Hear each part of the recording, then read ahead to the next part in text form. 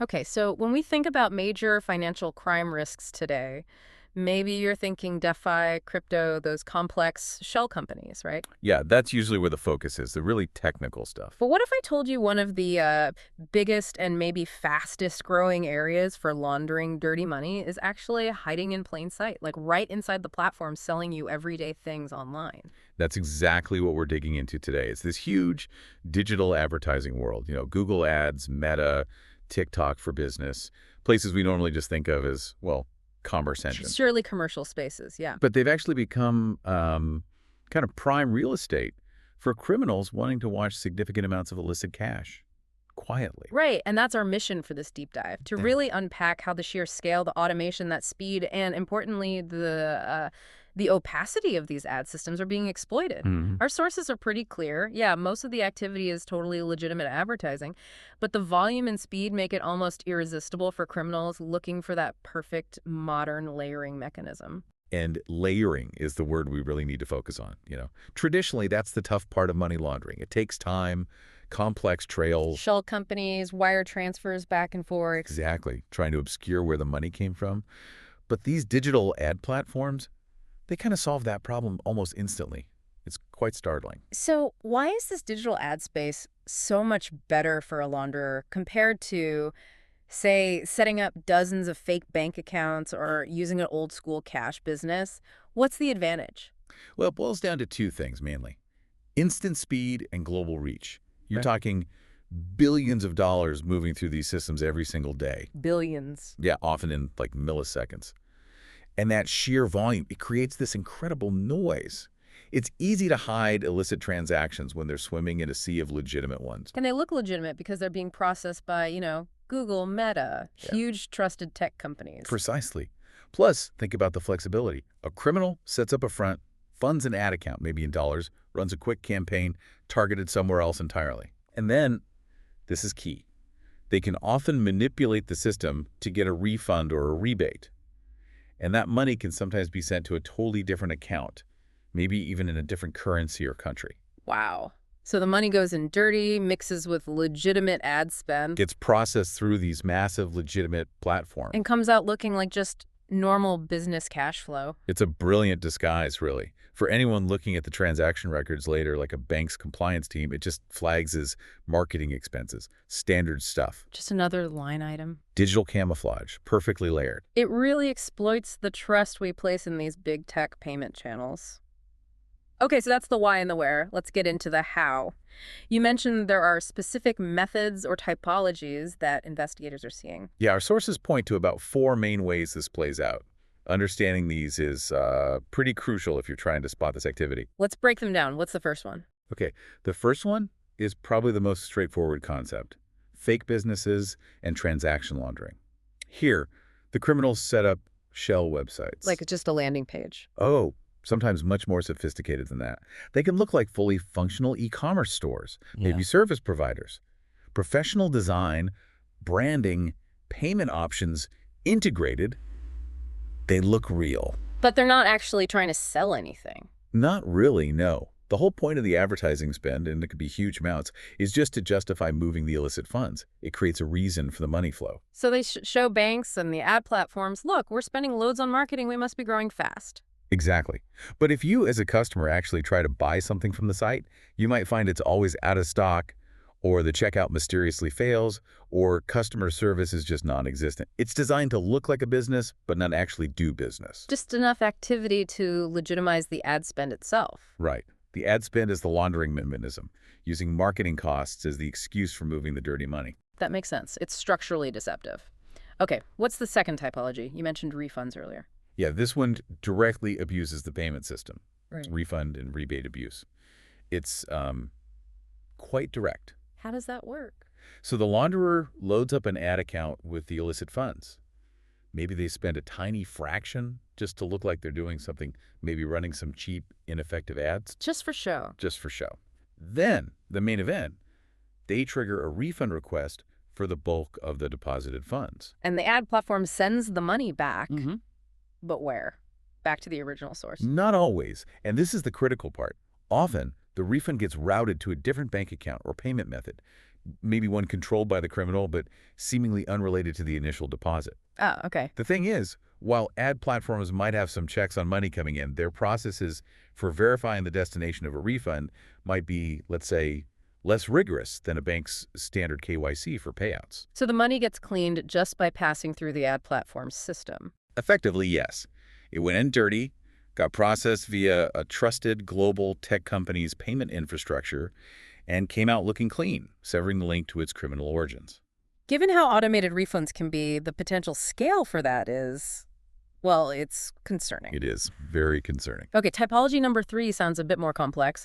Affiliate and click fraud networks. Yeah. This one is about manipulating the performance metrics that ad platforms rely on.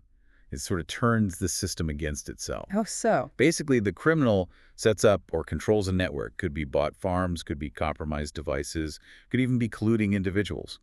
This network then generates loads of fake traffic, fake clicks, fake installs, whatever the ad is paying out for. Right, so fake engagement. Right. And this fake engagement triggers payments from the ad platform back to the network owners, the affiliates, for supposedly driving results. Let me see if I follow this. The criminal pays the platform to place an ad. Then the platform pays the criminal's other entity, the affiliate, for generating fake clicks on that same ad. You got it. It creates a closed loop. The money goes in as ad spend, circulates within this controlled network, and comes out looking like legitimate revenue earned from successful advertising performance. Wow. So they're laundering the money by creating the illusion of a successful marketing campaign. Precisely. And a traditional bank, looking at those outgoing ad payments and incoming affiliate revenues, they likely have zero visibility into the fact that it's all fake, all smoke and mirrors. That's intricate. Okay, the final typology you mentioned involves payment methods, use of stolen or third-party payment instruments. Correct. This one is maybe less about the final wash and more about obscuring the initial source of the funds and adding complexity. So how does it work? Fraudsters will fund these large ad accounts, sometimes very quickly, using stolen credit card numbers or bank account details compromised from unrelated victims. Right, standard payment fraud. Yes, but here the goal is to instantly muddy the waters.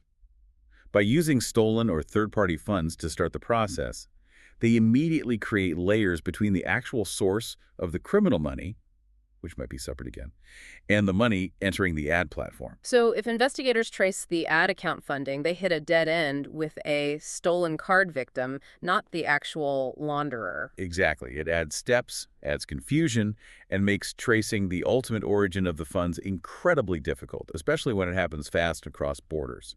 Buys them time. Okay, these 4 typologies paint a pretty clear picture of the how. Now, let's shift gears. For the folks listening, maybe they're in compliance, AML, risk management. What should they actually look for? What are the red flags that signal this isn't just a normal company spending on marketing? Right, practical application. Well, we definitely need to look beyond the usual AML red flags here. The context is different. So what's number 1? I'd say the most glaring one is seeing large or very frequent advertising payments that just don't match up with the company's profile. You know, if a tiny company or one reporting very low revenue is suddenly spending millions a month on Google or Meta ads, That's a huge disconnect. it's a major anomaly. Wow. Okay. That warrants an immediate closer look. Why does this small business need such a massive ad budget? Makes sense. And what about the company itself? Anything about their online footprint? Definitely. Our sources mentioned looking out for advertisers with a very limited online presence, or maybe using brand new domain names. If someone's dropping huge sums on ads, but their website was registered last week and has almost no organic history, that's suspicious. High spend, low digital maturity. Got it. What else? Thinking back to the refund typology, a high ratio of refunds or chargebacks on their ad accounts, especially without a clear, logical operational reason. Right, because in normal e-commerce, high chargebacks usually mean bad products or service. Exactly. But in this specific ad spend context, unusually high refunds coming back out of the ad platform could actually be the laundering itself, the final step. Okay, that's a crucial distinction. Another thing, spotting potential centralization. Like seeing multiple different ad accounts all being funded from the very same source. Maybe the same bank account or virtual card. Or maybe different accounts linked by the same IP address logging in. Suggesting one person or group is behind them all, trying to spread the risk. Potentially, yeah.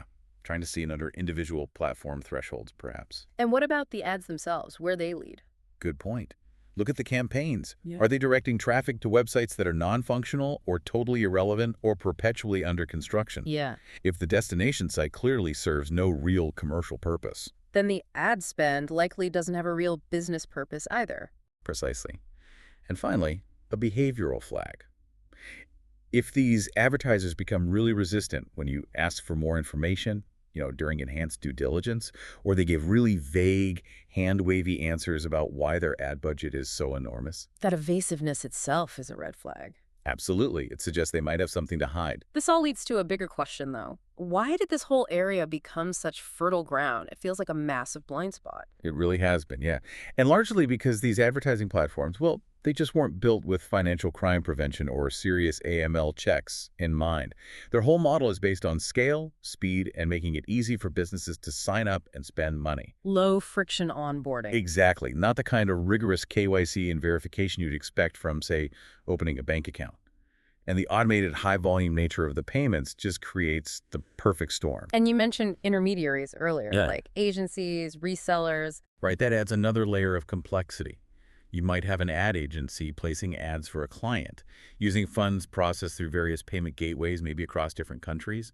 The legitimate transactions can easily obscure the illicit ones hidden within that chain. So is anyone catching on to this? Are regulators aware? They are starting to, thankfully. Right. Big bodies like the Financial Action Task Force, FATF, and various national financial intelligence units, FIUs, they're specifically highlighting this now. They're urging banks and payment processors to really step up their monitoring of these kinds of emergent payments, especially those related to digital marketing. Okay, so awareness is growing. Let's talk solutions. If you're running a compliance team right now, what practical steps, what controls should be put in place to actually mitigate this risk? Well, the first step really has to be enhanced due diligence, or EDD, specifically for clients whose digital ad spend seems unusually high or just doesn't fit their business profile. And this EDD needs to go way beyond just checking incorporation documents. What kind of evidence should you ask for then? It's not like asking for a utility bill, right? No, you need proof of real business activity that justifies that ad spend. So you should be asking for things like third-party verified website analytics, not just vanity metrics, but actual user data, conversion rates, maybe server logs if needed. Evidence of genuine customer interaction. Yes. Proof of actual sales, completed transactions, evidence that they are really selling products or services, not just moving money through an ad account. You need to verify the underlying commercial reality. That makes sense. And this probably requires updating transaction monitoring systems too. Oh, absolutely. You need monitoring rules specifically designed to catch these digital laundering patterns. Things like looking for those large payments followed quickly by refund requests, or flagging patterns of multiple accounts funded from single sources. Tailored rules for this specific threat. Exactly. And just as importantly, training your analysts. They need to understand these unique digital typologies. They need to recognize that the money flow here is often vertical into a platform, then back out, rather than the horizontal movement between bank accounts they might be used to seeing. It's a different shape of risk. It really is. So if we try to pull this all together, the big takeaway seems to be this fundamental shift, right? As marketing and finance merge more and more online, criminals are just slipping into the gaps between them. That's it, precisely. And the crucial change in mindset for banks, for payment providers, is simply recognizing that ad money is still money. The funds used to top up a Google Ads balance need the same level of scrutiny as any other significant financial flow. It's funny, isn't it? Our sources highlighted this irony. The whole point of advertising is visibility, getting seen. Right. Yet within this industry built on visibility, some of the biggest financial crime risks are managing to stay hidden, almost perfectly camouflaged by the very systems designed for transparency and reach. Hidden in plain sight. It really makes you wonder, doesn't it? If they're using ad platforms so effectively because of the scale and automation, what other everyday digital systems could be next? Good question. Maybe massive cloud storage providers, subscription services, online gaming platforms with virtual currencies, even data brokers. Anywhere with high volume, automated payments, and maybe less traditional financial oversight. It seems plausible. The infrastructure we build for convenience and commerce, well, it's becoming the infrastructure criminals look to exploit. Definitely something to keep an eye on as you're scrolling through your feed next time. Indeed. Thanks for tuning in. We'll catch you on the next deep dive.